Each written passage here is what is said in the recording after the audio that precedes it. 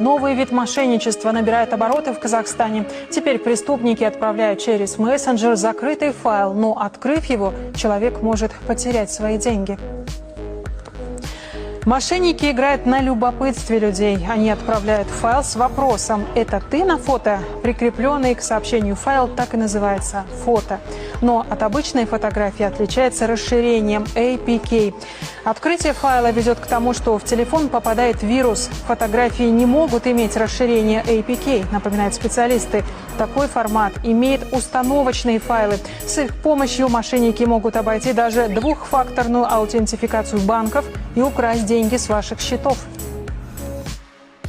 Даже если вам присылают какие-то ссылки либо фотографии, лучше данному человеку позвонить и уточнить, действительно он отправил или не он. То есть, опять же, мошенники могут продублировать абонентский номер.